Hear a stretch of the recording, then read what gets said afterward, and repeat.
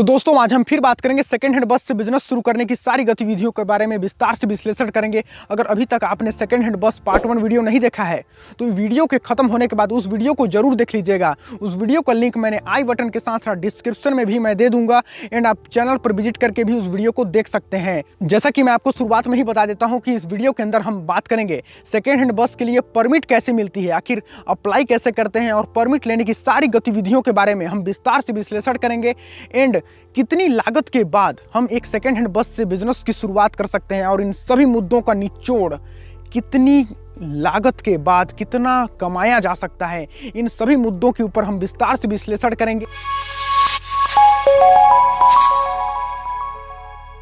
तो सबसे पहले हम बात करेंगे उन दस्तावेजों की, उन डॉक्यूमेंटों की जिनकी जरूरत सेकेंड हैंड बस परमिट लेने के लिए जरूरत पड़ती है। तो सबसे पहले उन दस्तावेजों के बारे में हम विस्तार से जान लेते हैं और अच्छे तरीके से समझ लेते हैं। देखिए मैं आपको शुरुआत में ही बता देता हूं कि जो व्यक्ति परमिट लेना चाहता है उस व्यक्ति के नाम पर बस यानी कि गाड़ी होनी चाहिए, तभी वो परमिट के लिए अप्लाई कर सकता है। तो अब हम बात करेंगे जरूरी दस्तावेजों की, डॉक्यूमेंटों के बारे में। तो नंबर 1 पे आती है रजिस्ट्रेशन सर्टिफिकेट। आपकी गाड़ी का रजिस्ट्रेशन सर्टिफिकेट होनी चाहिए, फिटनेस सर्टिफिकेट होना चाहिए और आपकी गाड़ी का इंश्योरेंस सर्टिफिकेट होना चाहिए। एंड दोस्तों जो व्यक्ति परमिट लेना चाह रहा है उस व्यक्ति का आधार कार्ड होना चाहिए, पैन कार्ड होना चाहिए एंड पीवीसी सर्टिफिकेट होना चाहिए और अपनी कंपनी का एक रजिस्ट्रेशन कॉपी होनी चाहिए। आप अपने कंपनी को यानी कि जो बस कंपनी है, आपका ट्रेवल एजेंसी है, उसको रजिस्ट्रेशन करा के उसका कॉपी आपको परमिट लेने के लिए सबमिट करना होगा। ये जब इस सारे दस्तावेज अगर आपके पास इकट्ठे हो जाते हैं तो आप परमिट के लिए अप्लाई कर सकते हैं। अगर ये सारे दस्तावेज आपके पास नहीं हैं तो आप इन सारे दस्तावेजों को जुटाने में लग जाइए, इकट्ठा कर लीजिए। जब इकट्ठा कर लेंगे तो आप परमिट के लिए अप्लाई कर सकते हैं। अब हम बात करेंगे कि सेकेंड हैंड बस बिजनेस हेतु परमिट के लिए अप्लाई कैसे करें। परमिट के लिए अप्लाई करने हेतु आपको अपने राज्य के या अपने स्टेट के परिवहन विभाग के ऑफिशियल वेबसाइट पर विजिट करना है। जैसे ही आप विजिट करेंगे परमिट के लिए आप अप्लाई कर सकते हैं। अप्लाई करने के लिए आपको सारे डॉक्यूमेंट्स की जरूरत पड़ेगी, वहां पर आपको सबमिट करने होंगे और सारे फॉर्म को फिलअप करने के बाद आप सबमिट कर सकते हैं। ध्यान रहे आपके सारे डॉक्यूमेंट्स सही एवं सत्य होने चाहिए। और दोस्तों ज़्यादा जानकारी के लिए आपको अपने जिले के या अपने नज़दीकी आरटीओ विभाग में या परिवहन विभाग के ऑफिस में जाकर मेल मिलाप करके वार्तालाप कर सकते हैं। परमिट के बारे में जानकारियां हैं प्राप्त कर सकते हैं और आपके सारे डॉक्यूमेंट सही होने चाहिए। अब हम बात करेंगे कि अप्लाई करने के बाद एक सेकेंड हैंड बस बिजनेस के लिए परमिट कैसे मिलता है। जब आप परमिट के लिए अप्लाई कर देते हैं तो आपको कुछ दिनों बाद परिवहन विभाग या आरटीओ विभाग के ऑफिस में बुलाया जाता है। वहां पर आपकी एक इंटरव्यू जैसी होती है और सारे डॉक्यूमेंट्स को आपके वेरीफाई किए जाते हैं और आपकी बस अगर सेकेंड हैंड है तो आपकी बस की कंडीशन को अच्छे तरीके से चेक किया जाता है। मैं आपको बता दूं तो आपकी सेकेंड हैंड बस की जो कंडीशन है वो बहुत ही अच्छी होनी चाहिए। अगर आपके सारे डॉक्यूमेंट्स सही पाए जाते हैं और सारे डॉक्यूमेंट्स को वेरीफाई कर लिया जाता है और आपकी जो बस की कंडीशन है वो भी सही पाई जाती है तो आपको लगभग 2 से 4 महीने के अंतराल में परमिट मिल जाती है। इससे बड़ी खुशखबरी हो ही नहीं सकती है। वीडियो को लाइक जरूर कर लीजिएगा।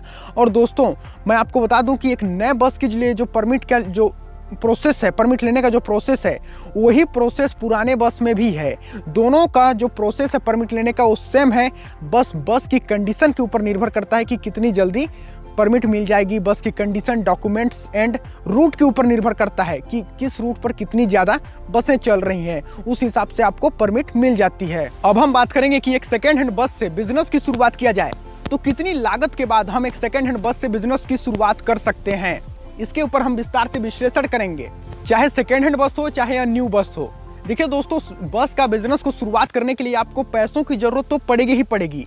हाँ लेकिन एक बात है, नए बस के मुकाबले सेकेंड हैंड बस में थोड़ी कम लागत पड़ेगी। थोड़ी क्या, थोड़ी और ही ज़्यादा लागत कम पड़ सकती है, बहुत कम भी पड़ सकती है। ये आपके ऊपर निर्भर करेगा कि आपकी बस की कंडीशन किस टाइप की एक सेकेंड हैंड बस का चुनाव करते हैं। अगर अच्छी कंडीशन की अगर मिल जाती है तो आपको ज़्यादा अंतर नहीं होता है, लेकिन आपको नए बस के मुकाबले सेकेंड हैंड बस में कम लागत लगेगी। कि मैं आपको बता देता हूं कि सेकेंड हैंड बस से बिजनेस शुरू करने के लिए आपको सेकेंड हैंड बस खरीदने होंगे, ऑफिस बनवाने होंगे, जब गाड़ियां बिगड़ जाती हैं तो उन्हें ठीक कराने होंगे। वैसे मैं आपको बता दूं सेकेंड हैंड बस जो होते हैं ना वो बिगड़ते बहुत ही ज़्यादा हैं। अगर अच्छी कंडीशन की मिल गई तो ठीक है, नहीं तो बहुत ही ज़्यादा बिगड़ते हैं, आप परेशान हो जाएंगे, इस तरीके से बिगड़ते हैं। तो देखिए दोस्तों आपको बिगड़ने पर बनवाने में ज़्यादा से ज़्यादा आपको एक फाइनेंस यानी कि पूंजी रखना होगा। और दोस्तों कंडक्टर ड्राइवर की सैलरी देने में, ईएमआई चुकाने में अगर EMI पर लेते हैं तो EMI चुकाने के लिए और परमिट लेने में आपको कुछ खर्चे करने होंगे। तो देखिए दोस्तों, यहाँ पर भी आपको कदम कदम पर पैसों की जरूरत पड़ेगी ही पड़ेगी। लेकिन फिर भी अगर आपको मैं निचोड़ बता दूं कि एक सेकेंड हैंड बस से बिजनेस शुरुआत करने में कितनी लागत लगेगी, तो देखिए दोस्तों, आपको लगभग एक सेकेंड हैंड बस 10 लाख से स्टार्टिंग मिल ही जाएगी। 10 लाख से लेकर आगे मिल जाएगी। लेकिन पूरी बस की कीमत कंडीशन के ऊपर निर्भर करेगी किस तरह का बस है। दोस्तों 10 लाख से स्टार्टिंग हो जाती है लगभग, उससे भी कम हो सकती है, उससे कई गुना ज़्यादा भी हो सकती है। लेकिन अगर आप एक नॉर्मल बस से शुरुआत करते हैं तो आप 10 से 20 लाख के अंतराल में एक सेकेंड हैंड बस से बिजनेस की शुरुआत कर सकते हैं। अब जो हम जानने वाले हैं वो सारे मुद्दों का निचोड़ विश्लेषण है, यानी कि एक सेकेंड हैंड बस से कितना कमाया जा सकता है, इसके ऊपर हम विस्तार से विश्लेषण करेंगे। मैंने आपको रूट का निर्धारण करते वक्त पार्ट 1 वीडियो में ही बता दिया है कि आपको रूट का निर्धारण एक ऐसी जगह पर सेलेक्ट करना है जहां पर लगातार भीड़ भाड़ बनी रहे, या एक आबादी वाला क्षेत्र हो, या कोई बड़ी शहर को या छोटी कस्बे को लेकर बड़ी शहरों को जोड़ता हो जहां पर लोग ज़्यादातर आना जाना करते हैं।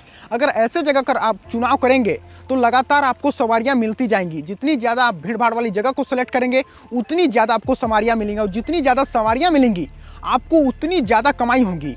तो देखिए दोस्तों, आपको भीड़ भाड़ वाली जगह का सेलेक्ट कर लेते हैं। और मैं आपको बता दूं कि कोई फिक्स नहीं होता है कि आपको डेली कितनी कमाई हो सकती है, महीने में कितनी कमाई हो सकती है। किसी महीने में आप ढेरों सारा पैसा कमा सकते हैं और किसी महीने में आपको बहुत कम पैसे कमा सकते हैं। किसी दिन का डीजल के लिए पैसे भी अपने पैकेट से देने होंगे तो किसी दिन के लिए भर भर के आप कमा सकते हैं। तो ऐसे में अगर आप सेकेंड हैंड बस से बिजनेस की शुरुआत करेंगे तो आपको निश्चित कमाई बिल्कुल नहीं है। डेली कितना कमाई होगा कोई फिक्स नहीं है। लेकिन हाँ, मैं इतना बता सकता हूं दोस्तों कि अगर आप एक भीड़ भाड़ वाली जगह को सेलेक्ट करेंगे तो दोस्तों अगर आपको अच्छी खासी सवारियां मिल जाती हैं तो आपको लगभग हजारों लाखों रुपए तक कमा सकते हैं। बस का बिजनेस एक सदाबहार बिजनेस है, हर रोज चलने वाला बिजनेस है। चाहे आप सेकेंड हैंड बस से शुरुआत करें या एक न्यू बस से शुरुआत करें, दोनों बेहतर हैं। बस तो वो भी है ना, पुरानी बस भी है, न्यू बस भी है। लेकिन हाँ, कोई भी बस हो, बस का बिजनेस सब एक है। जो मन करे वो कीजिए। और हाँ, शुरुआत में आप 0 से स्टार्ट कीजिए, आप बुलंदियों तक पहुंचेंगे। सेकेंड हैंड बस से बिजनेस शुरू करने की सारी गतिविधियों के बारे में, बहुत सारे मुद्दों के बारे में हमने पार्ट 1 और पार्ट 2 वीडियो में विस्तार से विश्लेषण किया है। लेकिन फिर भी अगर कोई मुद्दा या कोई भी गतिविधि या कोई भी प्रश्न मेरे द्वारा छूट जाता है तो आप नीचे कमेंट कीजिए, उसके ऊपर मैं जरूर एक वीडियो तैयार करूंगा। अगर आज का ये वीडियो आपके लिए थोड़ी सी भी हेल्पफुल रही होगी तो चैनल को सब्सक्राइब जरूर कर लें। और मेरा आपसे एक निवेदन है कि वीडियो को अपने दोस्तों के साथ साझा जरूर करें, शेयर जरूर करें। और आपका कीमती समय लेने के लिए मैं आपको दिल से धन्यवाद कहूँगा।